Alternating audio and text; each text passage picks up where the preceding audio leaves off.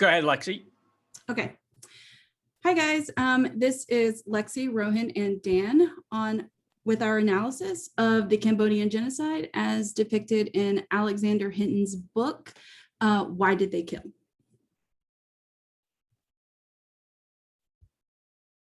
Just a quick presentation of our agenda today. We're going to start with a very, very brief book introduction.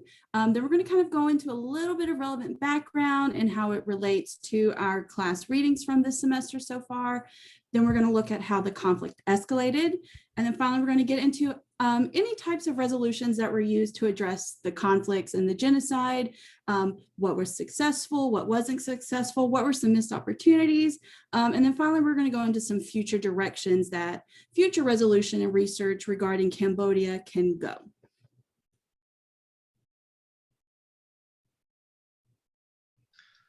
All right, good evening, everyone. My name is Dan.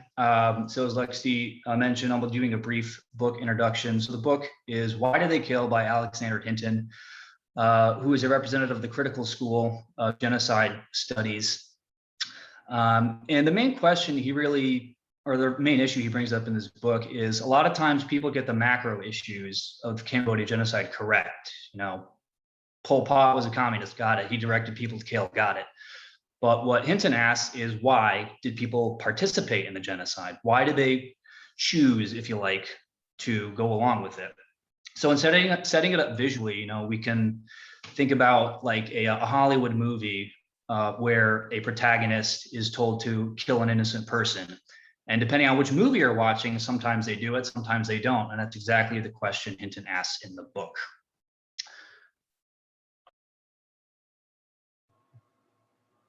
Okay, thanks, Dan. Before we get into the actual crux of the argument, I think it's important to talk about the history and the historical factors in the lead up to the Cambodian genocide. And while we're not going to go into the long history back to 1100, 1200 AD, I think these three events really were contributing factors. The first is the French colonial legacy. The French, during their tenure, they played groups against each other, rural against urban, particularly in the latter parts of the French Indochina, the French reign. They sided with some of the rural elements because the urban elements tend to have a little bit more of an elite look and an anti-French, anti-colonial look.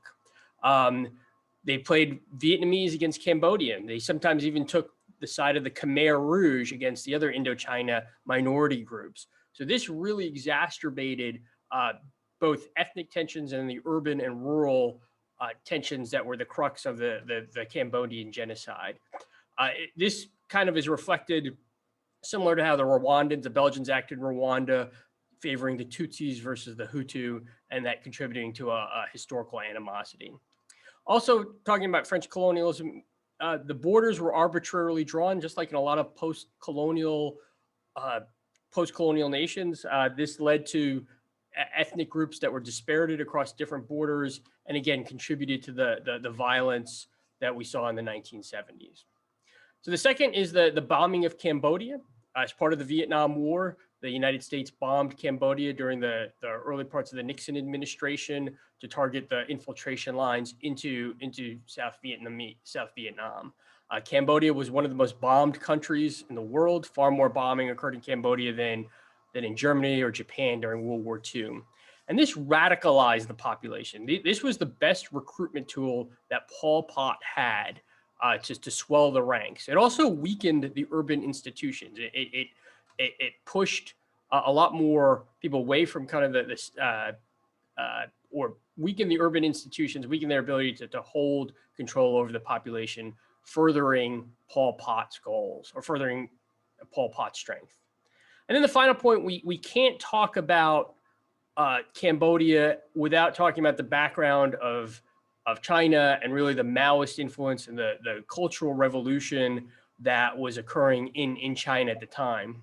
Most Americans look at the Cultural Revolution as a genocide in of itself, but there were elements in the communist world that look at it as kind of a utopian attempt to achieve a utopian society. And certainly the Khmer Rouge were inspired and were followers by Maoist revolution. Finally, we also have to look at the Sino-Soviet split during this time, that the different elements, particularly in Indochina, were competing with each other, either on the Russian or the Soviet side or the Chinese side. And this, again, exacerbated cleavages within Indochina itself.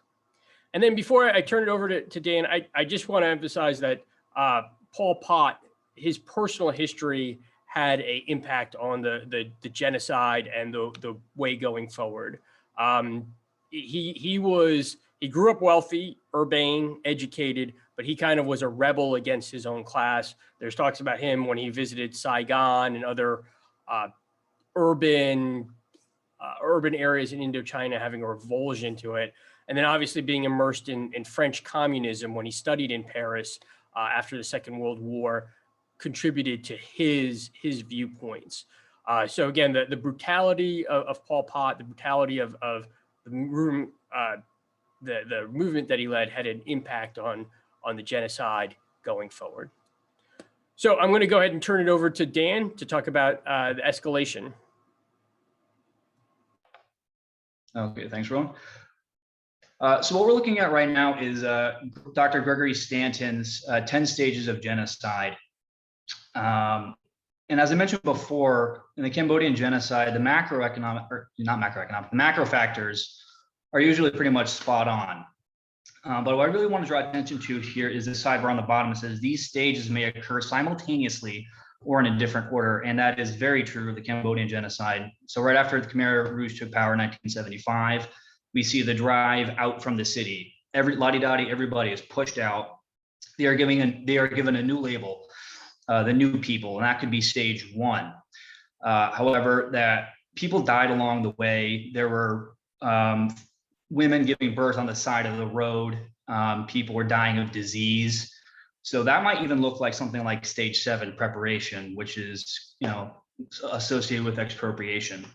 And then looking ahead at stage 2, symbolization with the blue scarves. What's interesting here is the Eastern Zone massacre didn't occur until 1978, yet people started dying in 1975 and well before that as well. So this just reinforces that all these steps can happen in different order. And then finally,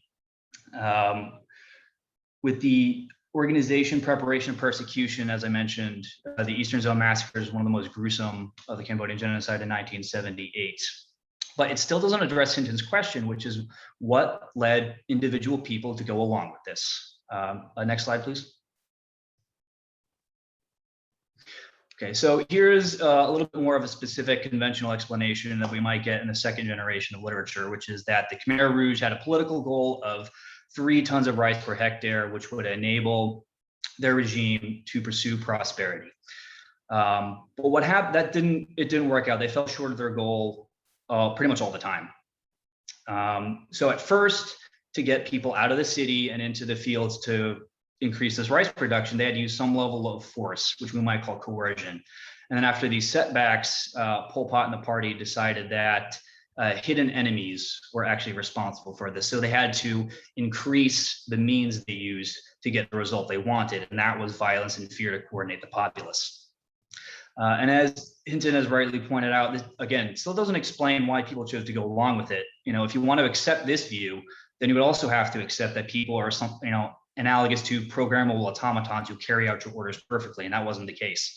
Plenty of people decided not to go along with it. And it also obscures underlying causes, which might be special characteristics to Cambodia itself, which Rowan touched on a little bit already. Next slide, please. So Hinton's view, as I mentioned at the start, is one of the critical school. And he kind of breaks it down into 4 distinct ideas. The first is cognitive constriction, which is as you're undergoing social upheaval, people are going to try and find new maps of meaning, if you like, new ways of ordering the world. And there were multiple sources of grievances. As Rowan mentioned, you had the Civil War, you had French colonialism, you had the Sino-Soviet split.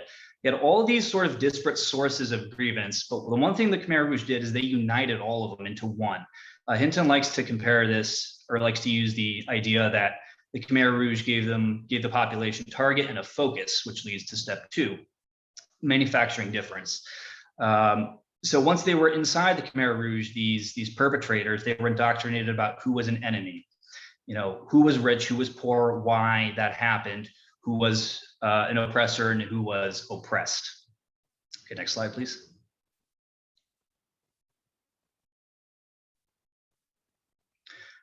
And what was unique about Cambodia was the uniqueness with which Marxism, Leninism overlapped with Cambodian culture itself. So in Marxism, Leninism, we have class enemies and a culture of fear and terror to satisfy your political objectives. And then in Cambodian culture, we have archetypes of disproportionate revenge, which essentially argues that sometimes it is acceptable to take a head for an eye instead of an eye for an eye, as the classic saying goes. And this one passage in Hinton's book really jumps out at me as explaining why some people chose to go along with it. Quote, similarly, those who bear a grudge know that after they have exacted revenge, their adversary will in turn desire to repay the bad deed. To prevent the cycle from continuing, it may be in the avenger's interest to make a preemptive strike that will mute this desire by fear or death. The most extreme Cambodian solution is to kill the enemy and cut off or destroy their seed. Indeed, there are Cambodian stories about kings doing this to their opponents once they had conquered them. So the result we see is that revenge against individuals escalates into revenge against groups. And there were multiple target-rich environments. It wasn't always confined to one group. There were supporters of law and Nol, there were ethnic Chinese and Vietnamese, and then there was the so-called hidden enemies within that helped escalate this from outside the realm of individual targeting and into broader widespread violence. Next slide, please. And these are just some alternate views that might help explain the Cambodian genocide. So Fine has a concept of retributive genocide. The pros of that are they arrive at the same macro conclusion as Hinton, which is to say Marxism, Leninism synthesis with Cambodian culture and responding to a constructed threat with violence, the hidden enemies, if you will. But the cons of this was it still doesn't explain why individuals on the ground chose to kill people. It also doesn't explain who is being excluded from her concept of universal obligation and when. As I mentioned in the previous slide, the target list was always changing. It wasn't constant. People were sometimes being targeted, sometimes they weren't. It just depended. So Fine's view doesn't necessarily explain that. And then finally, with functionalism school represented by someone like Christopher Browning, he might argue that the Khmer Rouge institutions were incompetent. And as I touched on with that 3 tons of rice per hectare, that resulted in increased privation. When you have increased privation, you have people competing with each other in zero-sum power dynamics. So although that may explain causes of death like starvation and disease, which if I remember correctly, accounted for about 20% of all the deaths that we count, also it segues into why we would see some Khmer Rouge cadres saying, well, I was just following orders. My superiors above in the bureaucracy told me to do it. Why would I go against them, risking my own life? But the cons is this view doesn't explain intentional extreme acts of violence. And in Hinton's book, he recounts how 2 people savagely killed and cannibalized a person. So Browning's functionalism school doesn't really explain that very well. If I could get the next slide, please. Okay, so seeking into Lexi's portion of this, we should be asking ourselves 3 questions. How did the conflict resolve? What were the missed opportunities for resolution along the way? And what might be some future directions for resolution and research? So with that, I'll turn it over to Lexi. Thanks, Dan. Next slide.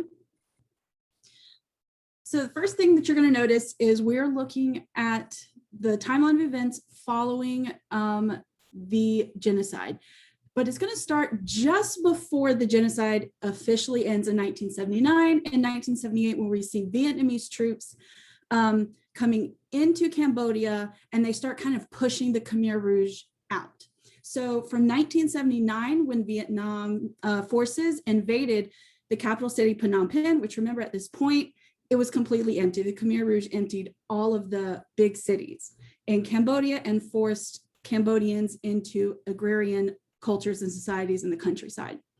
So from 1979 to the end of the 1980s, early 1990s, Vietnamese troops were still in Cambodia working with the newly established government in Cambodia, the People's Republic of Kampuchea.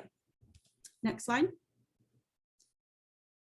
And then following that is when we really start seeing some more of the recognized resolution action. So you have the Paris Peace Accords, UN, and the extraordinary chambers in the courts of Cambodia, the Cambodian Genocide Tribunal, which follows. Next slide. But what is particularly interesting is based off historical accounts of the Cambodian genocide, they will all say that the Cambodian genocide ended in 1979. But it's really important to note that the conflict itself did not end in 1979 with the genocide. In fact, it actually shifted to a completely different type of conflict. And so after the genocide, Hinton kind of touched on this in his book, when he traveled to Cambodia, there were a lot of obstacles that the Cambodian people were having to overcome: unexploded mines, severe poverty, other socioeconomic issues, still humanitarian issues, such as the high rates of AIDS cases and such.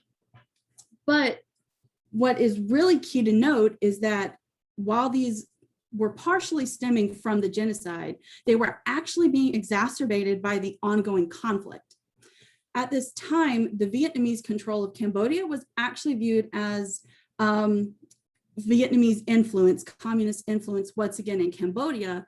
And so Western powers, particularly the US, were supporting exiled Khmer Rouge leaders that had been chased into Thailand and other areas surrounding Cambodia because they wanted to challenge this Vietnamese authority. I mean, remember, the US was just in a very long and failed war against Vietnam. And at this time, even though we had these genocidal leaders living in exile, these were the leaders and the government of Cambodia that the UN, the US, and other Western powers recognized, which really impacted any type of resolution that could have been happening at this time in Cambodia. So now this leads us to the 1991 Paris Agreement. Next slide.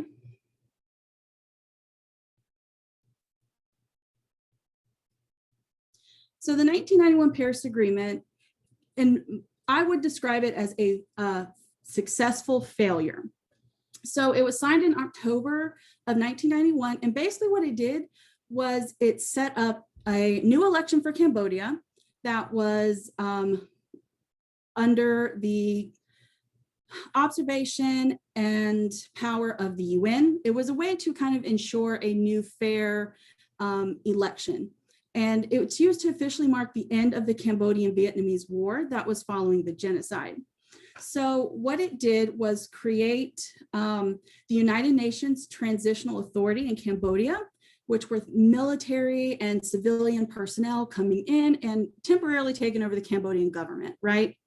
And so they had another party, the Royalist FUNCINPEC, which was actually French for the National United Front for an Independent, Neutral, Peaceful, and Cooperative Cambodia. It was a party of Cambodian monarch supporters versus the Cambodian People's Party, which was headed up by former Khmer Rouge cadre Prime Minister Hun Sen, who is still the Prime Minister of Cambodia today. What resulted was considered a success. Over almost 90% of the Cambodian population came out and voted. The CPP lost the majority, but were able to maintain power because they threatened another civil war and to succeed from Cambodia if they weren't given an equal share of government. And this really marks another missed opportunity because the UN and Western powers just were kind of okay with it. And they agreed to this hybrid government with a prime minister and a monarch. And it created the current government we see in Cambodia. Next. And it really didn't do anything because now we still have this corrupt Khmer Rouge supported political party in control in Cambodia, and it really did maintain a monopoly. And then later in 1997, with another election that kind of saw the CPP being challenged, they staged a coup, which effectively overthrew this other party and created the de facto one-party rule that we currently have in Cambodia, with the CPP maintaining their monopoly of political and economic control in Cambodia. Now, remember, at this time and today, they're still headed by the same prime minister, former Khmer Rouge cadre. Former cadres who defected to the government are actively participating in this party. There are reports of corruption. Opposition leaders are being threatened and forced out of government. So effectively, the Khmer Rouge is still very much in control in Cambodia, but just kind of under a different name. Next. So now this brings us to the tribunal mentioned that was created to try leaders of the Khmer Rouge who failed to defect to the new government. This tribunal, the ECCC, is considered the Cambodian Genocide Tribunal, but it overshadows the original tribunal, the People's Revolutionary Tribunal, that was held and supported by the Vietnamese and the Cambodians following the genocide in 1979. At this tribunal, they found both Pol Pot and Ieng Sary, another Khmer Rouge leader, guilty of genocide. They were convicted, sentenced to death, but neither sentence was carried out because they were already both living in exile. And no one thought it was necessary to really make sure that that could be carried out. And because of this, this tribunal was completely dismissed by Western international powers, including the US. And so that was just kind of another reason it was never really upheld. And it's largely forgotten by people who study the Cambodian genocide who are not experts in Cambodia. Next. But of course, the ECCC is not without its criticisms, and it's highly criticized by quite a few scholars and Cambodians themselves because of all of the controversy surrounding it. So there have been three main shares of criticism, primarily with the lack of support of the tribunal by the Cambodian government. It was supposed to be a 50-50 split, and Cambodia has not really been carrying its weight. There were a lot of criticism surrounding the handling of cases, because if we look at the cases, only 9 former Khmer Rouge cadres have been indicted with charges brought against them. But out of all 9 cases, against 7 of them have been completely dismissed for various reasons. A couple for health, but primarily they were just dismissed for lack of evidence, according to some of the judges, primarily the Cambodian judges. And because of this, these cadres are living among Cambodian citizens and civilians today. And only 2 have actually been convicted and sentenced and are carrying out their sentences right now. So there's a lot of, not a lot, but there's a great deal of mistrust of this tribunal. Next slide. But numerous studies, even studies and surveys conducted by the ECCC themselves, say that there is a very positive perception of the work this tribunal has done. On their own website, they show pictures of several Cambodian citizens coming to view the tribunal by the busloads, saying that they're trusted amongst Cambodians by international states and organizations. And while that may be true, if we kind of delve a little deeper, we can actually find instances of mistrust by Cambodian citizens. The quote that really stood out to me was the quote made by Mr. Virac of Cambodia's Future Forum, when he says, "Many Cambodians did not pay attention to the tribunal, as the Cambodian interpretation of justice is very different to the West." And so this poses the question, can we even consider these resolution attempts justice? Can we consider them successful? Next slide. So this really leads us to our final question. What are some future directions for resolution and research in Cambodia.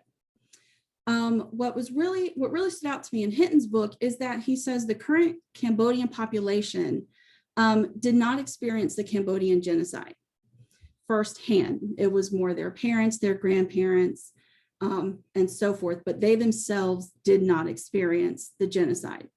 Even though we know today the genocide and the conflict following the genocide are still heavily impacting Cambodian society and politics and the economy today. And so this led me to come to 4 different sets of questions we need to ask. First is, how can the international community, powers, and the UN address the corruption in the current political system of Cambodia? And we can really look back to Stanton's prevention suggestions in his 10 stages. Do we think they are applicable to the current situation? Can they be applied? Can they be implemented? Second, how can the lasting socioeconomic impacts of the conflict be addressed? So how can the international community support Cambodians and provide the Cambodian government with resources that they need to build and strengthen Cambodia's economy, as well as addressing the humanitarian issues that are still ongoing today? Next, we need to ask, how much of the current state of the Cambodian government's impact have on the perceptions of the tribunal and other types of justice methods? Future research on these public perceptions of the tribunal definitely needs to be conducted, because it can provide necessary and valuable insight into understanding post-conflict Cambodia. And finally, would different types of justice methods be more successful in Cambodia? Would methods of restorative justice and transitional justice more align with the Cambodian interpretation of justice? Next. So I'm just going to wrap this up with some of the arguments that Hinton makes at the end about the causes of it, and wrap up what Dan said as well. And I think the big thing to come away is that he found we were just following orders, the Nuremberg message, as inadequate, very unsophisticated. And as Dan mentioned, there's a couple of reasons for this. One, it doesn't explain the overall structural issues that were underlying what happened in Cambodia. It also doesn't explain why some people went to certain extents, to the cannibalism, to the brutality that was displayed during the Cambodian genocide. So a lot of people love the Milgram experience. They like to explain that, explains the Holocaust, explains the rise of Nazism, but he found these arguments unsophisticated. What he does talk about is the genocidal priming, the hot situation, the elements that I mentioned earlier, whether it was the Vietnam War, post-colonial society, Maoism, led to exacerbated those factors that were talked about by Stanton, those 10 degrees that Stanton talked about and Dan highlighted there. We also have to, again, talk about the post-colonial context, which Hinton alludes to. And then finally, something unique Hinton alludes to explain some of the behavior, liver-eating cannibalism. He says there is some of that in the Cambodian culture, which could explain some of the brutality. So that's kind of the overall explanations for that. And we look forward to your questions.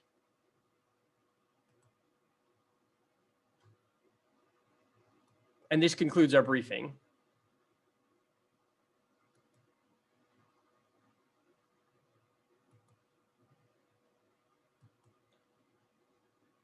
And we are out. Good job. Well done, Thanks. team. I don't know, what do we want to call ourselves? Sundays, Rouge. yeah, we were in the Sundays group before before we switched it around. So I don't know, Team Sunday or something. I don't know. So let me edit it, put this together. I'll throw it on YouTube, and I'll just send it to you guys via the text chat.